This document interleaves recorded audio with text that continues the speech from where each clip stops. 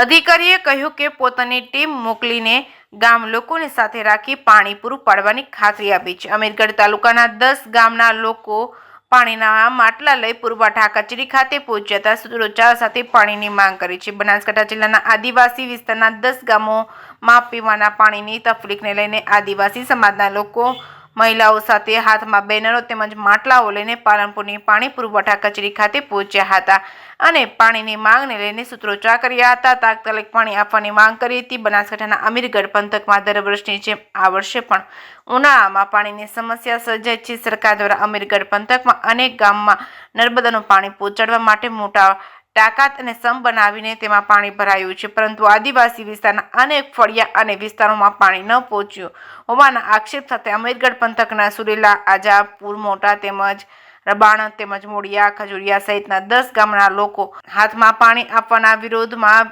સ્લોગનના બેનરો લઈને મહિલાઓ માથે બેડા ઉપાડી પાણીની માંગ સાથે પાલનપુરની પાણી પુરવઠા કચેરી ખાતે પહોંચ્યા હતા। પાણી આપવાની માંગ સાથે સૂત્રોચ્ચાર કર્યા હતા। આદિવાસી વિસ્તારના લોકોને આક્ષેપ કર્યા હતા અને કહ્યું હતું કે સરકારે પાણી માટે મોટા ટાંકા અને સમ બનાવ્યા છે, તેમાં પાણી પણ ભરી દેવાયું છે। આજે અમારા ફળિયાઓ સુધી પાણી અપાયું નથી, નળ કનેક્શન અપાયું નથી, જેથી પાણી માટે સમસ્યા ઊભી થઈ છે। આ વિસ્તારોમાં નલ સે જલ યોજના ફક્ત નામ પૂરતી જ છે।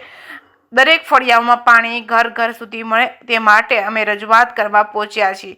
જો અમને તાત્કાલિક પાણી નહીં મળે તો ઉગ્ર આંદોલન કરીશું। આદિવાસી સમાજના લોકોએ પાણી પુરવઠા અધિકારીને મળી તાત્કાલિક પાણી પૂરું પાડવાની ઉગ્ર રજૂઆત કરી હતી। અમીરગઢ વિસ્તારમાં મોટાભાગે આદિવાસી વિસ્તારના લોકો ડુંગરાળ પ્રદેશના ફળિયા વિસ્તારમાં રહેતા હોય છે। જોકે સરકાર દ્વારા કરોડો રૂપિયાના ખર્ચે કરીને નર્મદાનું પાણી આદિવાસી વિસ્તારમાં પહોંચાડવા માટે મોટા ટાંકા સમ બનાવવામાં આવે। જોકે આદિવાસીના લોકોના ફળિયા દૂર દૂર હોવા દરેક જગ્યાએ પાણી પહોંચાડવું મુશ્કેલ હોવાનું કહી આ વિસ્તારમાં હાલ પાણી જઈ શકે તેમ નથી। અત્યારે ટેન્કર દ્વારા પાણી આપવાની આદિવાસી સમાજના લોકોને પાણી પુરવઠાના અધિકારીએ ખાતરી આપી તેમજ જે ગામમાં પાણીની સમસ્યા છે ત્યાં પોતાની ટીમ મોકલીને ગામના લોકોને સાથે રાખી પાણી પૂરું પાડવાની ખાતરી આપી છે।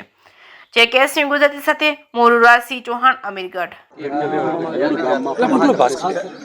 આજુબાજુમાં ફળિયા આપણે જે ટ્રાઇબલ વેટમાં ફળી કહેવાય કે જેમાં 10, 15 કે 20 એવા છૂટા છવાયા 2 કે 4 કિલોમીટર કે 5 કિલોમીટરમાં પકડાયેલા હોય છે। એ જગ્યાએ એમને પાણી મળતું નથી અને એના માટે એમની ખાસ કરીને ટેન્કર માટેની માંગણી હતી।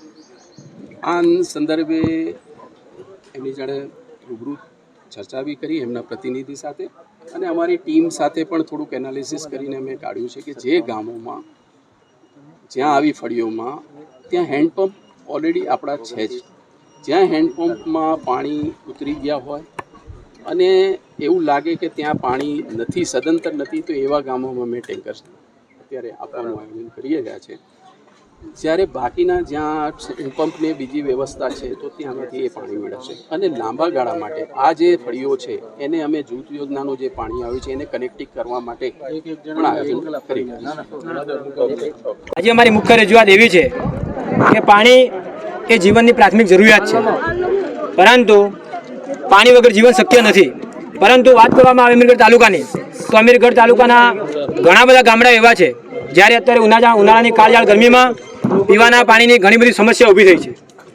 ભારત સરકાર દ્વારા નલ સે જલ હર ઘર જલ અંતર્ગત જે યોજના હતી એમાં ઘરે ઘરે કનેક્શન આપવામાં આવ્યા હતા, પરંતુ વાત કરવામાં આવે તો અત્યારે કોઈના ઘરે નળના કનેક્શનો નથી। એ કનેક્શનો માત્ર ને માત્ર કાગળ પર જ છે, કેમ કે કોન્ટ્રાક્ટરો અને અધિકારીઓની મિલીભગતથી માત્ર ને માત્ર તેને કાગળ પર વિકાસ દર્શાવવામાં આવ્યો છે। તમે જો ગ્રાઉન્ડ પર જઈને જુઓ તો કોઈના ઘર નળ કનેક્શન તમને જોવા મળશે નહીં। એ બાબતે અમારે જે સુરેલા પંથક છે એમાં એક પાણીનું ટાંકું પણ બનાવવામાં આવ્યું છે। એ ટાંકું ભરે છે, પરંતુ એ ટાંકામાંથી જે નાના ટાંકામાં પાણી મોકલવાનું હોય એ મોકલતા નથી અને જ્યારે મોકલે છે, જ્યારે અહીંયા રજૂઆત કરવા માટે લોકો આવે છે ત્યારે 1-2 દિવસ માટે મોકલે છે। અહીંયાના અધિકારીઓ આવે છે, 4 ફોટા પાડી અને ભાગી જાય છે। જ્યારે ત્યાં એ પાણી ચાલુ કરવામાં આવે છે ત્યારે કોઈ સરપંચને જાણ કરતા નથી, સ્થાનિક કોઈ આગેવાનને જાણ કરતા નથી। એટલે જે આ પાણીની જે અમારી સમસ્યા છે એ સમસ્યાને લઈને અમે આવેલા હતા। અમારી માગણી એક જ છે કે જ્યાં જ્યાં આ પાણીના ટાંકા બનાવવામાં આવ્યા છે ત્યાં આ પાણીનો આજુબાજુના મળતા ગામોને લાભ મળવો જોઈએ અને જ્યાં પાણીના ટાંકા નથી બનાવેલા તો ત્યાં પાણીનું ટેન્કર પહોંચાડીને પણ એમને પીવાનું પાણી પૂરું પાડવું જોઈએ, એ અમારી માગણી છે।